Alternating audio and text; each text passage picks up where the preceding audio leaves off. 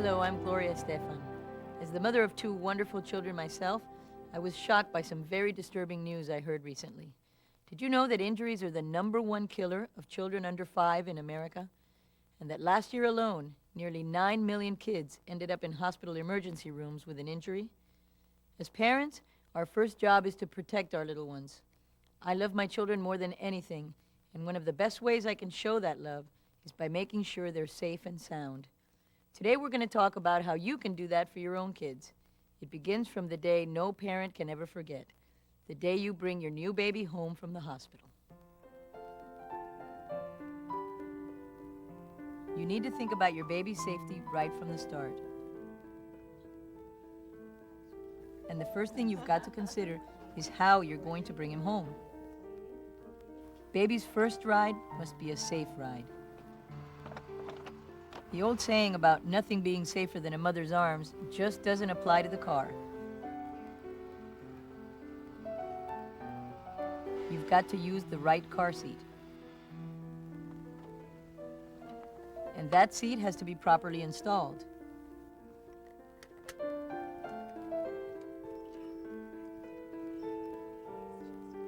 There are many brands of car seats. If it's not a new one, you can check to see if it's approved by calling the number on the screen, 1-800-424-9393. Whatever seat you have, you've got to make sure you're putting it in right. Your pediatrician has a checklist. And even before you bring baby home, read the manual that comes with the seat, as well as your car's owner's manual. Follow the directions for proper installation. Infant car seats must always be placed facing backwards in the back seat, which is where all kids should ride. The recommended age currently for turning a child from rear-facing to forward-facing is that the child must be 20 pounds and 1 year of age before you turn them around and face them forward. And that really has to do with the ability of the child to handle the impact of a forward-facing crash in the design of the seat. Children are projectiles, and even in a low-speed crash, a child will fly forward and hit the dashboard or even go out of the car. And what the studies show is that 85% of car seats are used incorrectly. So parents need to be aware of some of the common mistakes that they make when they install a car seat. Some of the very basic things, such as the straps need to be tight and the seat needs to be buckled in tightly into the car. I think the rule of thumb that we recommend is that there be very little movement in the car seat, either from side to side or from front to back. It's very, very important to keep children buckled up in child safety seats.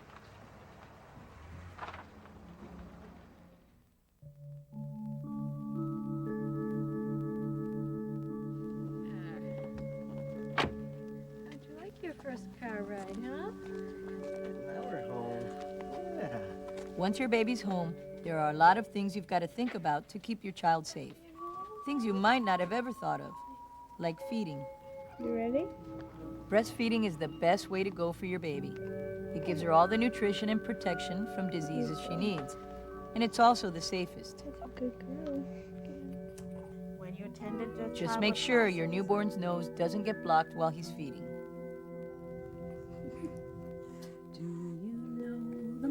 With formula, there are a few more things to consider. First, always check the expiration date on the formula you're using. Formula can spoil. Then, clean the container thoroughly with hot water before opening. And always wash the can opener after each use. Heat the bottle by running hot water over it until it's about body temperature. Test it by shaking a few drops on your inner wrist. Never heat the formula in the microwave. And don't reuse leftover formula. It's a breeding ground for germs.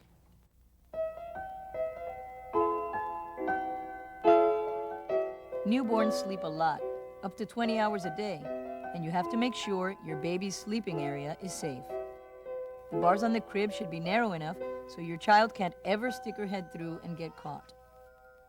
For the first 6 months, infants should never have pillows, blankets, or stuffed animals in the crib. They can suffocate a child. Among children under a year, suffocation is the leading cause of accidental death. Instead of using blankets, dress your baby warmly and put her on a mattress with clean sheets. And always put her to sleep on her back. It's been proven that babies who sleep on their backs have less chance of problems like sudden infant death syndrome. By the way, when your baby gets older and can stand in the crib, make sure there isn't anything dangerous right next to it, like lamps or window shade cords.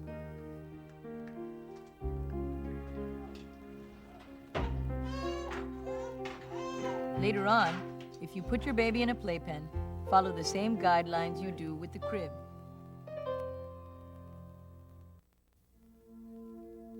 As a parent, you're going to be changing a lot of diapers, and safety's a must here too.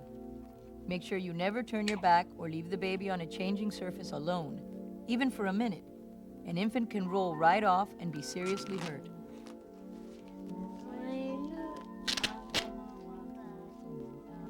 Try to keep a hand on the child at all times, and when she starts to reach, make sure your baby can't get at the changing supplies. Believe it or not, infants have died from inhaling baby powder. Give him a toy to occupy his hands. Bath time. It can be a fun time for parents and kids, a wonderful daily ritual. Make sure you always test the water before putting baby in. It should be comfortable to the touch, not too hot. Keep your baby away from the faucet so she can't grab the hot water knob. And be sure your water heater is turned down to no more than 120 degrees so scalding water will never come out of the tap. Whatever the age, never ever leave your baby alone in the bath. Children can slip and hurt themselves in a second. They can even drown in as little as an inch of water.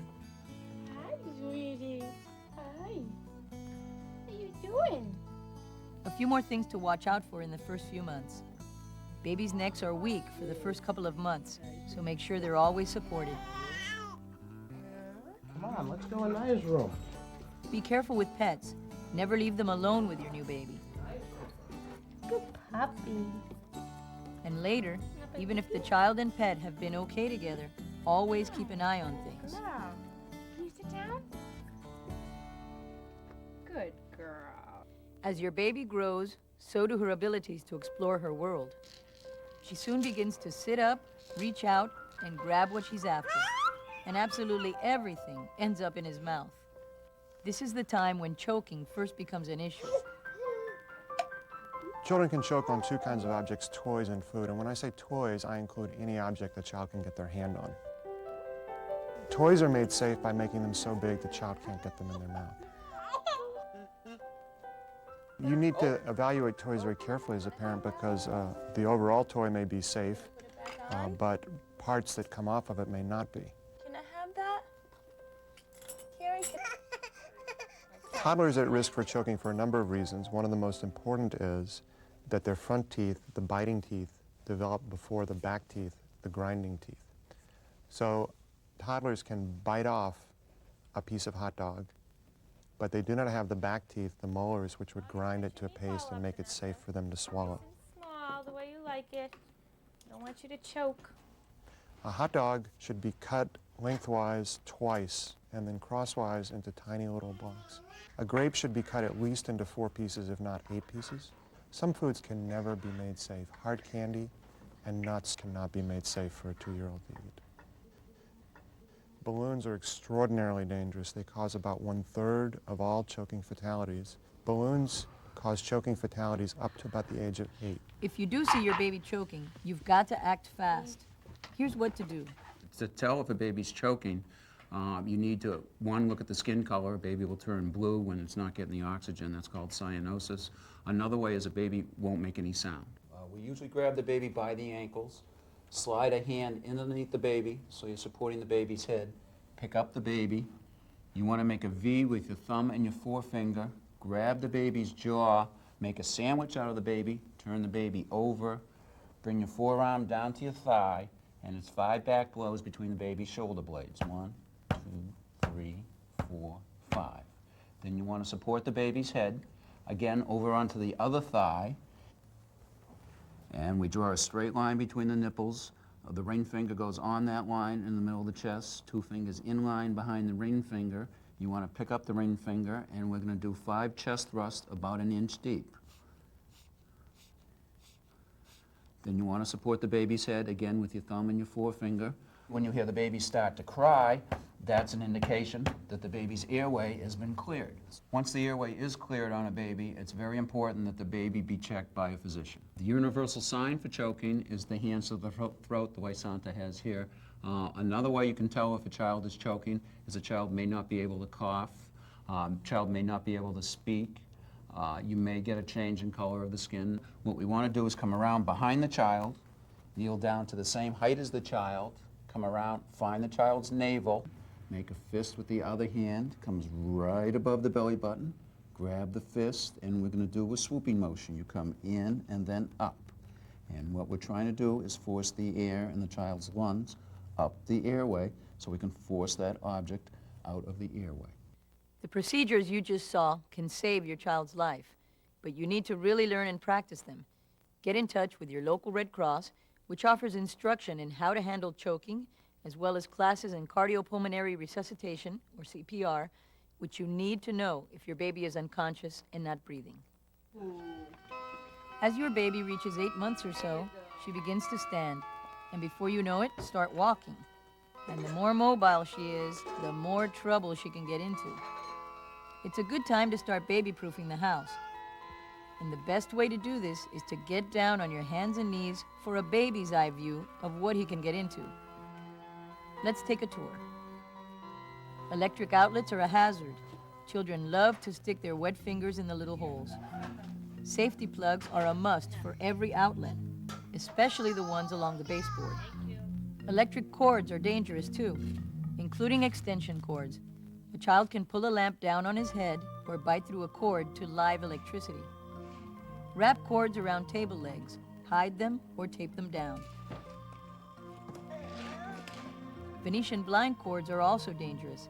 Kids can so easily get caught up in them and strangle themselves. Many do each year. Be sure to wrap the cords and put them up out of reach, or use the new cordless blinds. It's a lot safer. It's the time to use safety gates at the top and bottom of the stairs, and use the kind your baby can't pinch his fingers on or stick his head through. It's also time to look out for sharp edges like on coffee tables. Kids fall on them all the time. The cuts can be nasty. If you can, remove the tables or buy table pads to soften the blows. As your child is learning to walk, it's tempting to get them a walker, but please don't. They've been proven to be very dangerous. Babies can tip them over and break an arm or hurt their head. Other things to watch out for at this age: hot radiators or floor grills, which can burn little hands. Make sure they're covered. And houseplants they can get into and eat. Some plants are poisonous, so keep them off the floor. Find out the number for your poison control center and put it next to your phones. As your baby gets even more mobile and begins to be able to climb, make another tour of the house. Look at the windows. Make sure they're closed so she can't fall out. Don't put chairs or couches he can climb on next to the windows. Especially if you're living in a high-rise, window guards are a good idea. They may even be required by law in your city. Window guards should be put on all windows above the first floor. And by the way, chewing the paint on windowsills is still one of the main ways kids come down with lead poisoning. Make sure your house or apartment has been tested and any lead paint removed.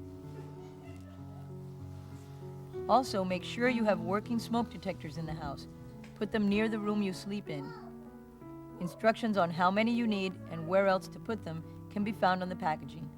Go to your hardware or drugstore to find them. You should also pay attention to safety hazards in the bathroom. Kids are fascinated by the toilet. Make sure you keep the lid down and locked if possible. It's so easy for them to fall in and drown. Buckets of cleaning water are often overlooked, but kids can fall, get their heads stuck, and drown. Store buckets empty and upside down. And keep the bathtub drained. Even the smallest amount of water is a drowning hazard. If you can, install a soft spout cover for the bathtub to avoid bumps, bruises, and burns. Keep electrical cords and appliances like hair dryers unplugged and put away. The typical bathroom cabinet is one of the most tempting places for children. They can climb from the toilet or a stool onto the sink and into real trouble. Razors, cosmetics, medicines, all are dangerous. Flush all old medicines down the toilet. Kids love to explore wastebaskets, and some pills look like candy to them. And just because something has a child-proof cap, don't think that kids can't open it. Keep the bathroom door shut and keep what's dangerous really out of reach and out of sight on a high shelf in the closet, for example. Yes, hello?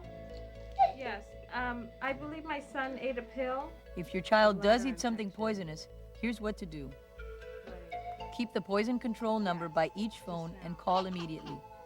Look into your child's mouth and remove what you can. No. And have a bottle of Ipecac on hand, but never use it unless told to by poison control. And we don't mean all of this to scare you, but we do want to prepare you, because only by planning ahead and knowing what to do when emergencies come can you keep your child safe and sound. For the first couple of years, you really have to make sure that your child's safe at every moment. It's hard to do, believe me, I know. Here's one tip, however. Make one room in your house or an area of your apartment completely childproof.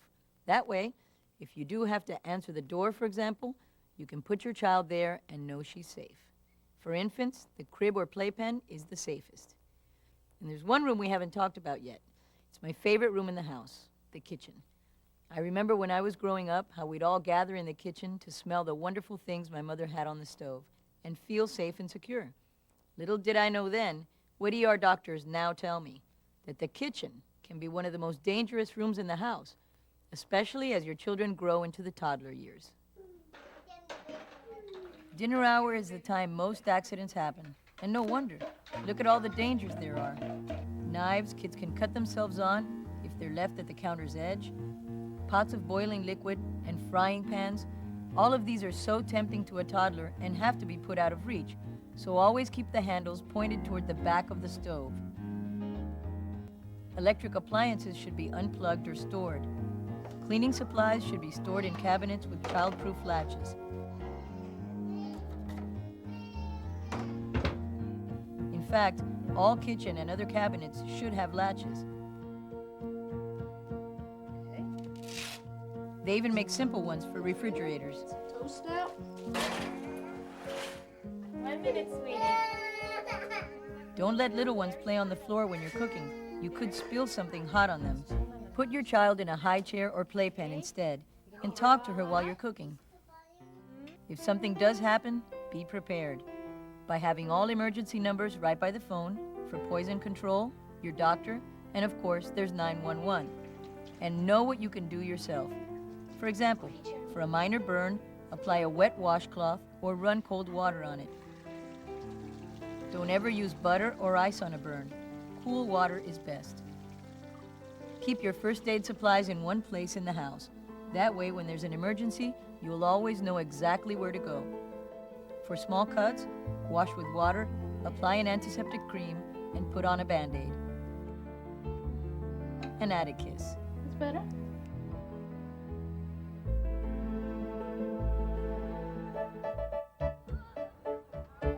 Safety outside the home. As a parent, that's your responsibility too. Yay! Now what? And as kids get older, they're doing a lot more risky things.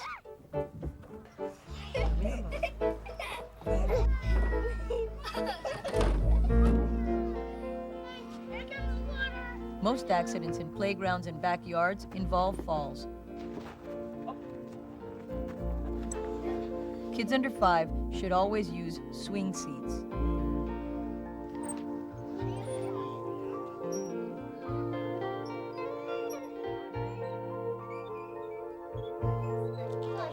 All equipment should be free from anything that can cut or catch your child, like hooks and nails. And most important, the play surface should be soft, like wood chips, sand, or rubber. If you use a child care center or family care, make sure the place is safe as well, and that someone's trained for emergencies. Need to leave it on. Your mom, you'll take it off in a couple of days. Pools need to be especially safe. Accidents happen so fast. Most drownings happen only a few minutes after the child was last in sight. Whether a public or private pool, it has to have a fence. Gates should be self-closing and latch automatically. And children must never swim alone. A parent or lifeguard has to be there all the time.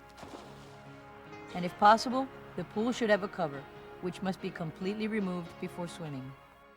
Finally, I need to talk to you about kids and guns. Everyone has an opinion about guns, but however you feel, if you have a gun in your house, you've got to make it safe. Trigger locks are a must, and the guns should be stored separately from ammunition and locked away. No matter how much you've talked to your kids about the dangers of guns, it's foolish to trust that they won't play with them, and the results can be tragic. And it's not just your own home you have to worry about. What about when your kids go to a friend's house or to family child care? You need to know whether or not there are guns there as well. You've got to ask and train your children to tell you about any guns they see. If there are guns, they have to have trigger locks and be stored safely where your kids can't get to them. If it's not safe, don't let your child go there. It's your responsibility. We all know that as children grow, there will be a few bumps and bruises along the way. But at least we can all sleep at night if we know we've done everything possible to prevent injuries. So think about potential hazards and make a safe environment for your child. Because as I said before, safety's first. For my kids, and I hope for yours. It's all about the kids.